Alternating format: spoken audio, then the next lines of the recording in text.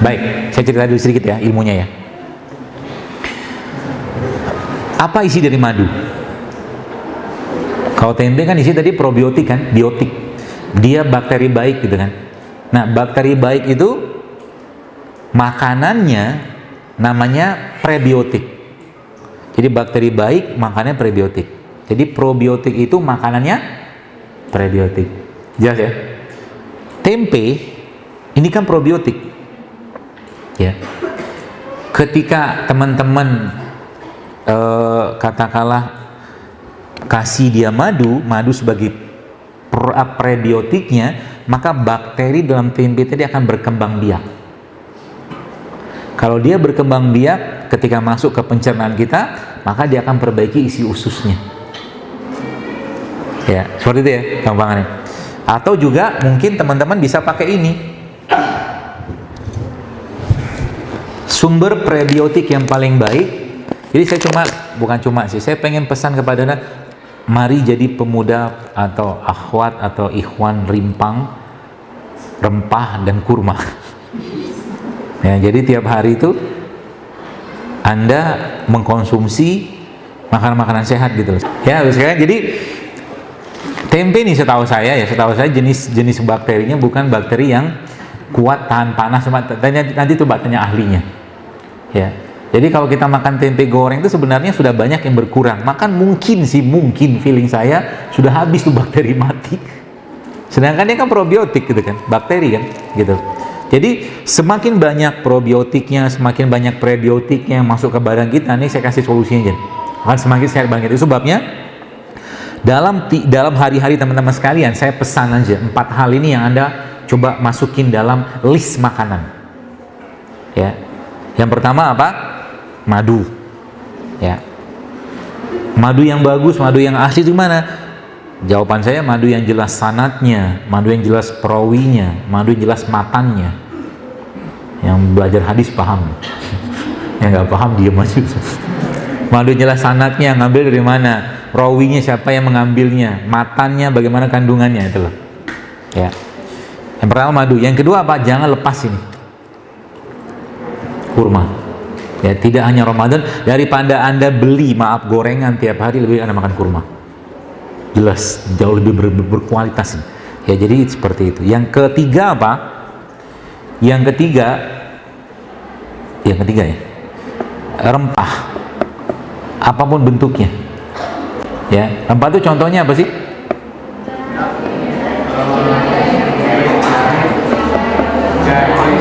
Jahe itu bukan rempah, ya jahe tapi dia kategorinya rimpang kalau jahe. Rempah itu contohnya kayu manis, cengkeh, gitu lah, pala, ya itu contohnya.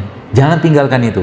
Jadi jadilah pemuda rempah dan pemuda rimpang, gitu lah, tiap hari ya. Itu yang. Jadi misalkan teman-teman mau bikin minum teh, misalkan, teh itu sehat nggak? Kalau tehnya, jujur kalau tehnya saset sebenarnya nggak sehat. Ya, tapi kalau tetap Anda pengen minum teh sasetan, coba dimasukin rempah di situ. Ya, pemanisnya pakai apa? Jangan pakai gula, pakai madu. Kalau ada madu, kalau enggak sekarang banyak tuh, ada gula aren, ada gula singkong, ya, ada gula kelapa, kan banyak tuh. Dan lebih baik kadang-kadang gak usah pakai gula sekalian. Tehnya tawar. Karena kan kita butuh gulanya, bukan butuh gula pasir, tapi kita butuh karbohidratnya. Seperti itu ya. Jadi contoh misalkan bikin teh nih, teh saset Anda belilah gitu kan. Nah, cemplungin ke situ misalkan nih bukan ketumbar, kapulaga misalkan. Itu efeknya ke badan akan beda sekali teman-teman sekalian. Beda nasib kalau saya. Ya.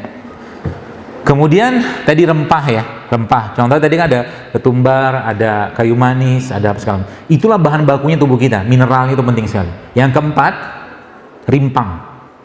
Rimpang tuh contohnya apa?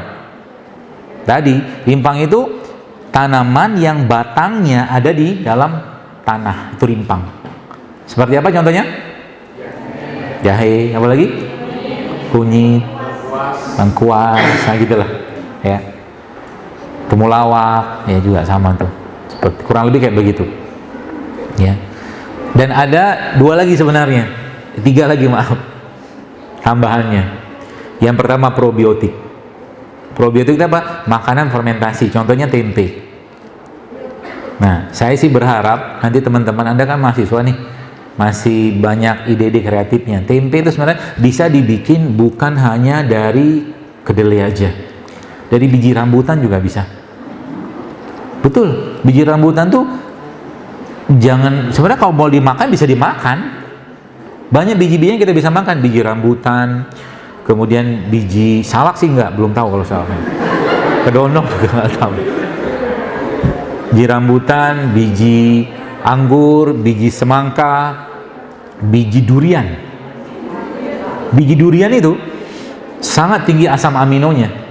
Jadi kalau teman-teman bikin tempe dari non kedelai itu bagus sebenarnya. Banyak pilihan biji-bijiannya. Dan belum banyak yang buat.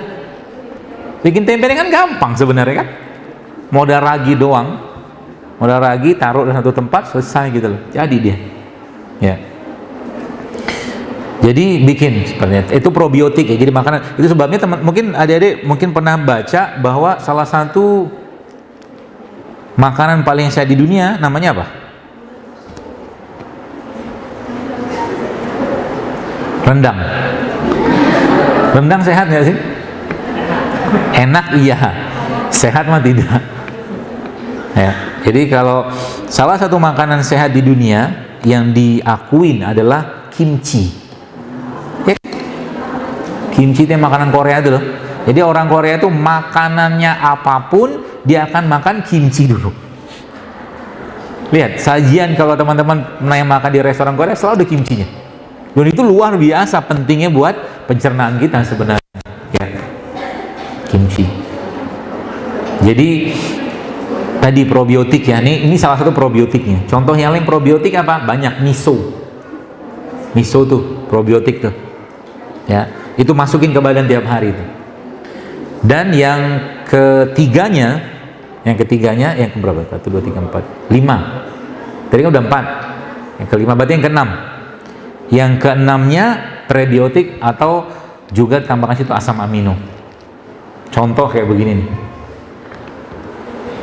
Ya kayak mungkin kita membahas kayak sayuran, buah-buahan, itu kan ada banyak prebiotik di situ. Jadi makanannya probiotik itu adalah prebiotik. Teman-teman masih suka makan nasi putih? Nasi. Saran saya dimodif nasinya. Iya, udah modif nasinya. Supaya nasi putih itu kan kenapa banyak dilarang? Karena tinggi banget gulanya. Itu masalahnya. Kalau sudah makan nasi putih, apa yang terjadi saat Anda kuliah? Ngantuk loh. Karena tubuh susah tubuh kita tuh berat sekali memetabolisme gula pada nasi itu gitu. Caranya gimana supaya nasi tetap tinggi seratnya? Gampang. Saran pertama, ini saya saja. Kalau mau nyobain sih, nanti coba ambil cabai rawit begini, tambahkan bawang putih, tambahkan serai sedikit, ditumis pakai minyak kelapa.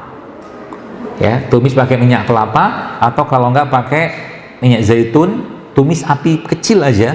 Nanti tambahkan garam sedikit, garam bukit ya, atau garam laut, garam yang sehat lah, sama tambahkan lada hitam. Ya, dioseng-oseng sebentar, itu nanti dimasukkan ke nasinya. Tapi ini bukan nasi goreng sih ya, kebayang ya. Jadi bukan nasi goreng, tapi ini dalam rangka ngasih serat dan mineral penting ke nasinya tadi, sehingga nanti nasinya tidak terlalu berat untuk dicerna badan kita. Kebayang ya? Itu yang pertama. Atau yang kedua, Anda bisa pakai pola ini. Nanti bikin sambal. Sambal apa isinya? Iya, ada cobekan tapi nggak tahu buat apa. Isi sambalnya nanti cabai rawit, kurma sama bawang putih sama garam. Jadi karena judulnya kita sudah mulai berpisah sama gula pasir, maka teman-teman bisa ganti pemanisnya pakai kurma.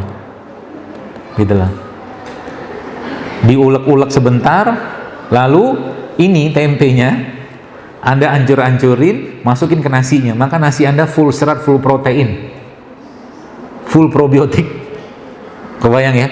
Kalau mau sedikit ada sensasi manis-manisnya, suwir-suwirin kurma di situ. Aneh tapi enaknya minta ampun. Saya udah pernah nyobain misalnya. Ya, seperti itu. Lalu jam 2:30 ya. Terakhir, tadi kan ada prebiotik kan? Jadikan mereka-mereka ini teman harian Anda. camilannya. Ya, teman-teman lihat, ini kan ada apa tuh namanya, manggis ya. Manggis ini kalau kita lihat dalamnya isinya kan ada buahnya sama bijinya. Selalu Allah begini, rata-rata umumnya buah-buahan Allah bikin kayak begitu, ada bijinya di situ. Dan bijinya ini umumnya sebagian besar kandungan gizinya sangat tinggi. Jadi kalau makan manggis, sering saya sampaikan, makan sama bijinya. Bahkan kalau teman-teman mau blender manggis ini, blender sama bijinya, nggak pahit insya Allah. Lalu nyobain. Dijadikan penganan kita tiap hari. Bapak sekalian, teman-teman, mungkin apa yang saya sampaikan ini sederhana, tapi Anda kerjakan rutin setiap hari kayak begini, Anda sedang mempersiapkan peradaban yang sehat. Beneran. Karena kita sekarang ngelihat, saya agak was-was dengan begitu berlimpahnya kedai-kedai minuman di mana-mana yang isinya gula. Saya agak, nanti ya, nauzubillah min zalik, semoga tidak, kita akan mudah mendapatkan orang-orang Indonesia yang 15 tahun, nauzubillah min zalik, 20 tahun sudah kena diabetes. Artinya kalau Anda nggak cegah mulai sekarang, wassalam kita. Apalagi generasi autoimun, terlalu dikit-dikit obat-obat, sedikit-dikit obat. Bukan nggak boleh makan obat, boleh, tapi proporsional gitu loh. Ya, ada lagi batuk pilek, ambil cengkeh, ambil jahe, ambil kayu manis misalkan, atau ambil kapulaga, itu juga obat pilek gitu loh. Tinggal keprek, datang ke pasar, beli, modal goceng juga dapat. Yang gitu ya, simple sebenarnya. Ya, nah tadi manggis ini, kembali sini, maka dia isinya tadi apa? Isinya kan dari mulai kulit luarnya ini, ya, bermanfaat sampai kulit dalamnya, termasuk sampai ke bagian putihnya dan bijinya. Semakin banyak perlindungan di situ yang Allah ciptakan, maka biasanya kandungannya semakin berharga. Maka di Indonesia ada satu jenis sumber asam amino yang terbaik yang Allah ciptakan di negeri ini, yang dia mengandung hampir semua jenis komponen asam amino manusia, yang Allah lindungi dengan serat, Allah lindungi dengan cangkang, Allah lindungi dengan kulitnya lagi, dan sumber asam amino tersebut namanya apa? Air kelapa.